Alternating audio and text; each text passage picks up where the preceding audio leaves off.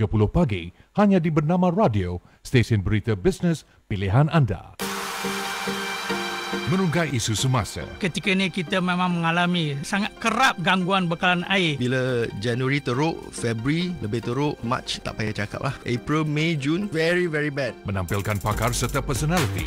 Disebabkan itu, untuk masa-masa sekarang ni, masa COVID ni, kami banyak menumpukan perhatian. Saya ke Gaziantep dan juga di Marawi, Filipina. Kedua-dua mereka adalah spesies daripada kesan peperangan. Program Jendela Fikir bersiaran setiap Isnin hingga Jumaat 8.30 pagi hanya di Bernama Radio, stesen berita bisnes pilihan anda.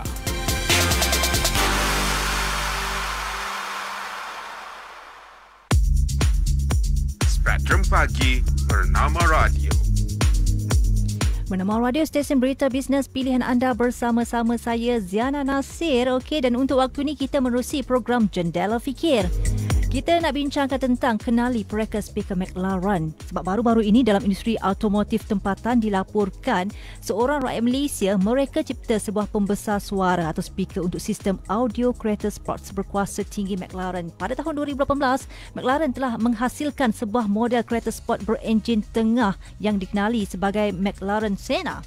Kalau tak silap saya lah, nanti kita tanya betul ke tidak sebutan tu. Jadi dengan menarik lagi apabila speaker yang digunakan ini pada kereta berkenaan merupakan hasil rekaan rakyat Malaysia dan paten rekaan speaker tersebut telah diterbitkan oleh European Patent Office pada 21 Oktober 2020. Jadi untuk mendengar pengalaman beliau dengan lebih lanjut, kita terus saja bersama-sama pengarah urusan MQ Phoenix Number Berhad, Encik Ruslin Tamsir yang merupakan pereka pembesar suara berkenaan. Assalamualaikum Encik Ruslin.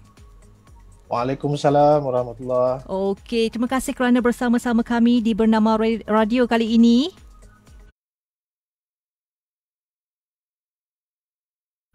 Okey, terima kasih juga Bernama Radio kerana menjemput saya pagi ini.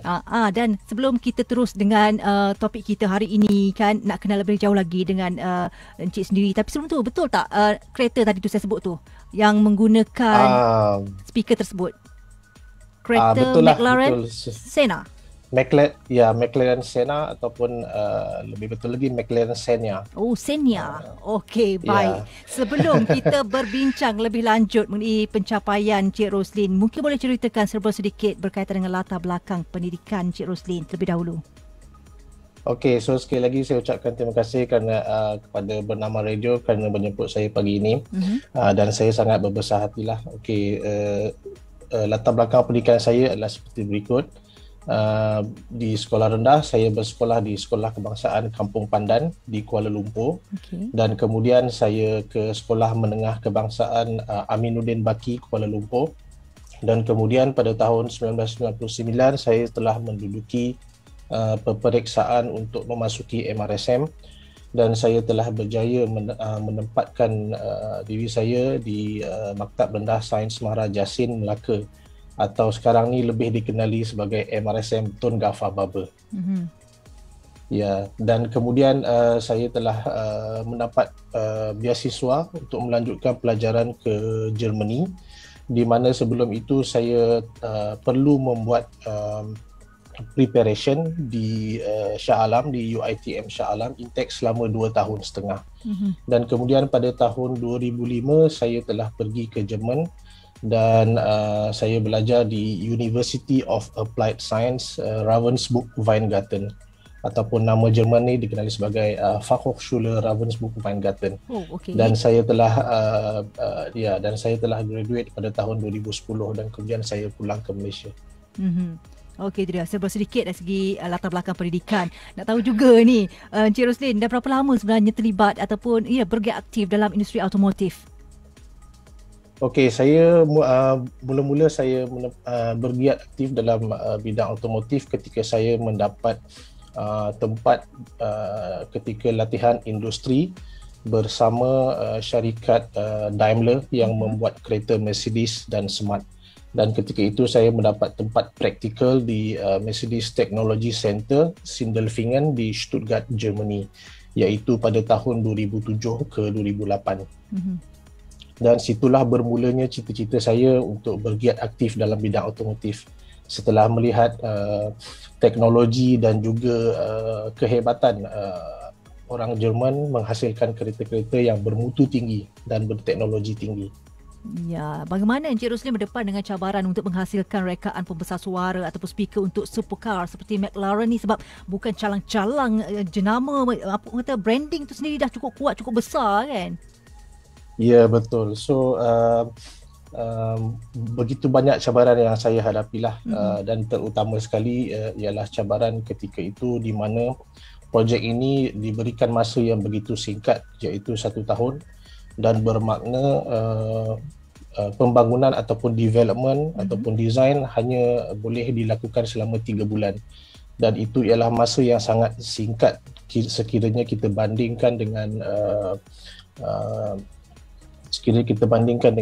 automotif punya projek yang biasa. Okey, dan dalam masa yang singkat itu juga saya terpaksa bekerja lebih, akan tetapi saya juga tidak boleh melupakan masa bersama keluarga saya. So itu ialah antara satu cabaran yang saya hadapilah. Dan selain itu kita pun tahu ini ialah kereta sport kan. Jadi kereta sport ni dia punya requirement ataupun dia punya spesifikasi sangat tinggi. Oleh itu kita haruslah menghasilkan rekaan yang begitu jitu dan kuat ataupun kita panggil solid, supaya ia dapat melepasi ujian-ujian yang sangat berspesifikasi tinggi. So dengan itu saya haruslah menggunakan segala resource yang saya ada dan juga membuat inisiatif yang lebih untuk menjayakan rekaan ini. Ini semua dilakukan dalam masa 3 bulan saja? Ya, saya. Dahsyat ni. So saya saya start daripada kosong, daripada design, lepas tu kita buat 3D modeling, dan juga after that kita buat prototype, and then lepas prototype beberapa ujian telah dilakukan sehingga ia berjaya. So semua itu mengambil masa dalam masa 3 bulan lah. Dari mana dapat idea, ilham untuk mencipta speaker sedemikian? Okay, so sebenarnya idea itu tercetus ketika kita berada dalam masa-masa yang sangat getir lah. Ketika saya terpaksa menyiapkan dalam masa yang suntuk, dan ketika itu juga ilham itu datang. Saya juga menggunakan beberapa pengalaman yang saya ada selama ini dalam seni reka bentuk dan juga automotif, dan juga mechanical engineering untuk menghasilkan rekaan tersebut. Apa yang membezakan speaker rekaan Encik Rosli dengan speaker-speaker yang biasa dipasang dalam kenderaan sekarang ni? Mungkin dari segi konsepnya atau apa lagi perbezaannya? Okey, so seperti mana yang kita tahu, speaker Bowers and Wilkins ni ialah speaker yang bermutu tinggi dan juga speaker yang sangat eksklusif. Harganya juga sangat mahal dan juga tidak berada di pasaran di serata dunia, dan ianya sangatlah terhad kerana Bowers and Wilkins menjaga mutu dan kualiti mereka sendiri. Jadi hanya kereta-kereta yang eksklusif yang diberi license untuk menggunakan speaker ini, seperti BMW, kereta-kereta hypercar seperti McLaren, Ferrari, Lamborghini, Rolls-Royce dan sebagainya. Okey, dari segi teknologi pula yang digunakan dalam menghasilkan speaker ni, apa teknologi yang guna pakai? Okey, antara teknologi yang diguna pakai ialah teknologi yang sangat popular dikenali. Okey, sekiranya anda seorang audiophile, seorang yang berminat dengan audio, mungkin anda akan memahamilah singkatan-singkatan ini. So antaranya ialah Kevlar cone, iaitu sejenis material yang dibuat daripada Kevlar, dan kemudian Tweeter yang diperbuat daripada diamond, iaitu belian, so industrial diamond, dan juga dari segi magnetnya ia menggunakan neodymium magnet yang juga magnet yang bermutu tinggi lah.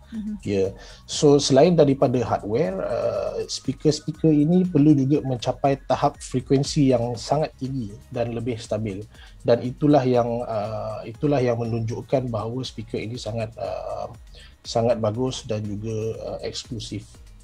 Selain itu, terdapat juga program-program ataupun software yang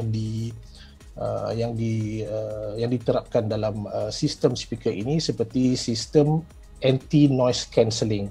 So ketika saya bekerja di Harman, mereka mempunyai teknologi yang dikenali sebagai Hello Sonic, di mana teknologi ini akan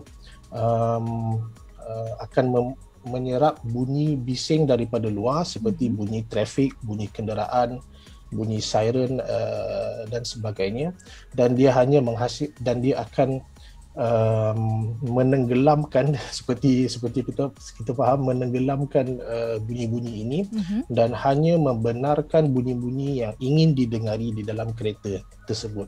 So ini adalah satu teknologi yang dihasilkan ketika itulah. Dan combination semua teknologi ini yang menghasilkan speaker yang sangat bermutu tinggi. Pastinya. Baiklah, bagi anda baru saja bersama-sama kami sekarang ini, kita menerusi program Jendela Fikir.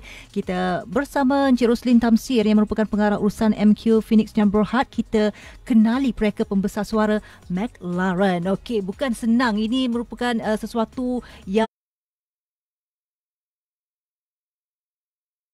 sangat menguji juga, sebab dalam jangka masa yang cukup singkat 3 bulan saja perlu tampil, perlu menyiapkan segala-galanya.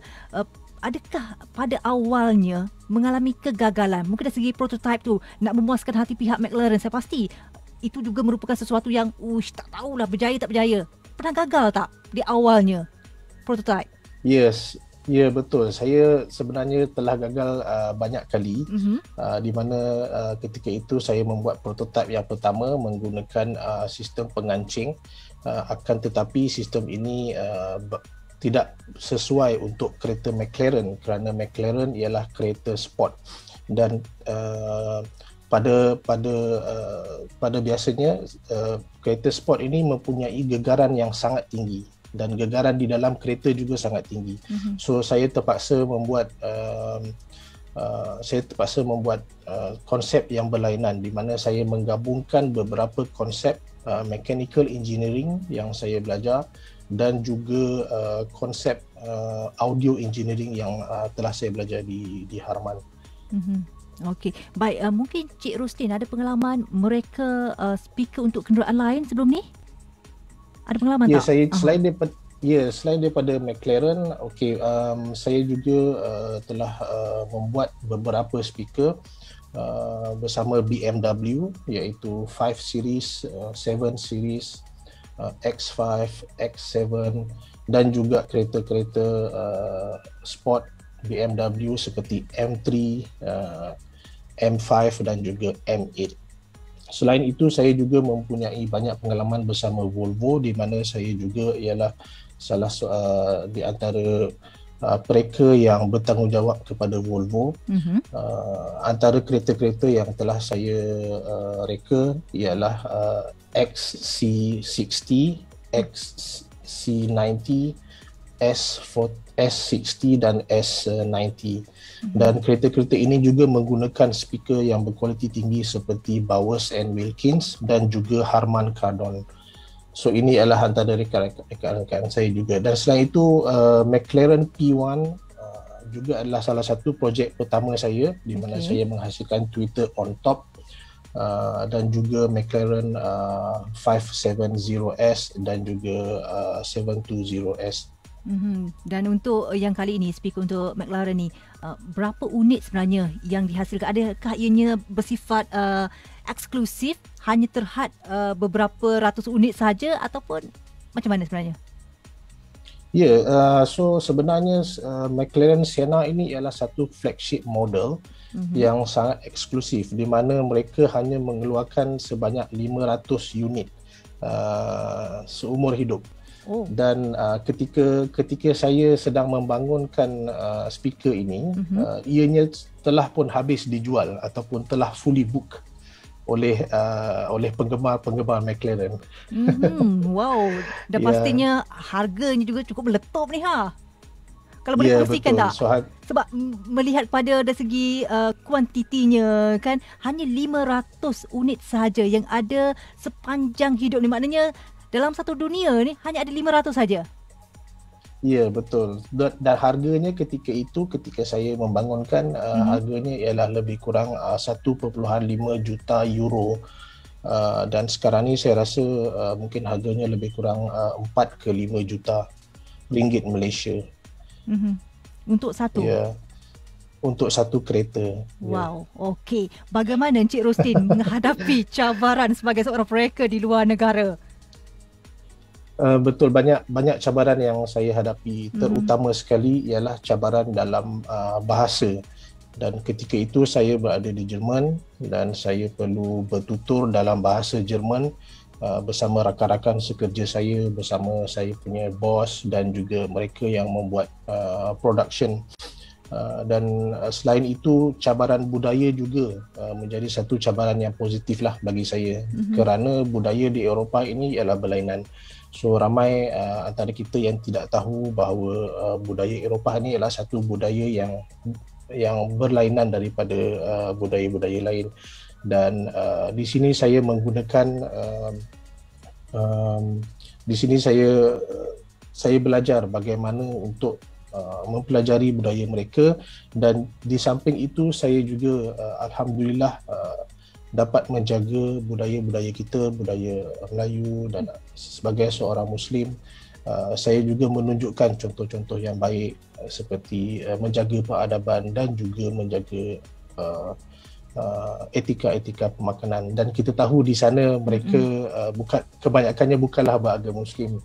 So banyak terdapat banyak makanan dan juga minuman yang kita tak boleh makan, dan di mana di sini saya menggunakan contohlah sebagai seorang Muslim untuk menjaga kita punya peradaban di sana. Dan mereka sangat berminat untuk mengetahui lebih lanjut tentang budaya kita setelah saya berbuat demikian, dan mereka ingin tahu lebih mengenai Malaysia, mereka ingin tahu lebih mengenai agama Islam dan juga sebagainya. Okey, sangat menarik perkongsian itu kan. Dan sebagai seorang pereka dalam industri ini, kongsikan tentang perkembangan seni rekaan oleh rakyat Malaysia di peringkat dunia pula. Okey, saya dapat lihat di Malaysia kita mempunyai banyak bakat-bakat tempatan yang sangat bermutu tinggi, dan saya juga mempunyai beberapa grup media sosial yang saya sertai, dan saya melihat hasil-hasil karya mereka memang sangat bermutu tinggi dan boleh dikatakan world class. Okey. Cuma bagaimana bakat mereka ini dapat ditonjolkan di peringkat antarabangsa dan semestinya di peringkat Malaysia. So inilah yang menjadi tanda soal kita. Dan saya rasa sekiranya bakat-bakat mereka ini diketengahkan, mereka boleh berjaya dan mereka boleh menjadi terkenal. Jadi bagaimana caranya untuk mereka yang mungkin berminat nak melibatkan diri dalam industri seni rekaan otomotif ni, nak jadi macam Cik Ruslin sendiri? Okey, so sekiranya adik-adik di luar sana ataupun rakan-rakan di luar sana yang berminat untuk menceburkan diri dalam bidang automotif, saya cadangkan pada mulanya pada peringkat awal di sekolah ataupun di universiti, dan cubalah cari bidang-bidang khusus yang betul ataupun yang tepat. Seperti sekiranya boleh saya katakan bidang automotif ini sangat luas, dan sekiranya ingin menceburkan diri dalam bidang reka seni, terdapat pelbagai cabang. Seperti contoh, sekiranya anda ingin menjadi designer ataupun industrial designer ataupun styling designer, anda perlulah mencari bidang-bidang seperti industrial design, arts dan juga sebagainya. Dan sekiranya anda ingin menjadi jurutera ataupun engineer otomotif, anda juga boleh mempelajari bidang automotive design ataupun product design ataupun mechanical engineering, dan itu ialah salah satu cadangan saya lah. Okey, baik. Dalam masa yang sama juga bila kita menyentuh berkaitan dengan sektor atau rekaan automotif ni untuk jangka masa yang lebih panjang lagi, mungkin 5 tahun, 10 tahun akan datang, apa yang dah bermain-main di fikiran Cik Ruslin ketika ini? Dah ada ke idea untuk mencipta sesuatu yang lebih, orang kata, lebih menarik, lebih inovatif lagi selepas ini, mungkin juga untuk kegunaan kereta-kereta tempatan di Malaysia, membantu meningkatkan juga ekonomi negara kita? Ya, saya juga mempunyai cita-cita seperti berikut. Saya ingin membangunkan industri otomotif negara kita, dan bagaimana saya melakukannya ialah dengan cara menerapkan nilai-nilai dan juga memberi inspirasi kepada anak-anak muda kita. Dan saya juga ingin melihat Malaysia mengeluarkan sebuah kereta sport. Ya, seperti sebelum ni kita pun tak pernah ada kereta sport kan. Jadi ini adalah salah satu cita-cita saya lah. So buatan Malaysia, kereta sport yang boleh mencapai tahap di luar negara sana. Dan Cik Ruslin sendiri dah kembali ke Malaysia kan? Memang ada kat Malaysia sekarang ni kan? Ya, saya dah balik for good sejak tahun 2019. Jadi apa yang dilakukan oleh MQ Phoenix untuk jangka masa sekarang walaupun dalam keadaan pandemik COVID-19? Lepas ni lah, apa lagi yang nak disumbangkan? Okey, so sebelum ini kita telah membangunkan sebuah bas elektrik. Itu ialah antara kita punya bisnes di MQ Phoenix, dan kami sedang membangunkan bas tersebut, dan kami berharap agar prototipe bas ini akan disiapkan pada pertengahan tahun ini, dan sekiranya ia telah siap, ianya akan boleh dipasarkan pada tahun 2022. Dan selain itu, saya juga ingin menceburkan diri dalam bidang komposit dan juga otomotif, sports automotif, kerana saya berminat dalam bidang otomotif dan juga saya berminat dalam bidang komposit. Dan saya lihat Malaysia mempunyai potensi yang sangat besar, dan kita perlulah menyalurkan idea ini kepada pemimpin-pemimpin negara supaya mereka dapat membantu kita merealisasikan idea kita. Baik, dalam masa yang sama sebelum kita usai, apa antara prinsip hidup yang dipegang oleh Encik Ruslin sehingga bawa kepada kejayaan hari ini? Okey, so ramai juga orang bertanya saya kan prinsip hidup saya, dan seperti mana yang saya katakan, yang paling penting sekali ialah jangan sesekali berputus asa. So dalam apa jua sekalipun yang kita buat sekarang ini, kita tahu sekarang ialah masa yang sangat sukar untuk semua orang, terutama kepada mereka yang telah hilang pekerjaan, hilang punca pendapatan dan sebagainya, pelajar-pelajar universiti. Jangan sesekali berputus asa, dan teruskan mencari ataupun membuat sesuatu yang berlainan, yang tidak pernah dibuat selama ini, dan cuba sesuatu yang baru. Dan itu ialah nasihat-nasihat yang saya boleh berikan untuk semua rakyat Malaysia sekarang ni. Dan always jangan sesekali berada di comfort zone anda sendirilah. Sekiranya anda berasa selesa, itu ialah satu petanda yang tidak baik kan. Jadi anda perlulah mencabar diri anda sendiri, dan sekiranya anda tidak dapat melakukannya, lakukan ia lagi sekali, dan never give up. Never give up. Okey, apa pun terima kasih Encik Ruslin Tamsir kerana bersama-sama kami di Bernama Radio. Okey, terima kasih Bernama Radio dan juga host. Assalamualaikum. Waalaikumsalam. Itu dia, kita baru saja bersama-sama Encik Ruslin Tamsir yang merupakan pengarah urusan MQ Phoenix dan Berhad yang merupakan pereka pembesar suara McLaren. Kita langsungkan temu bual tadi menerusi aplikasi Zoom. Terus dengar Bernama Radio, stesen berita bisnes pilihan anda. Serendah FM 93.9, Bernama Radio, stesen berita bisnes pilihan anda.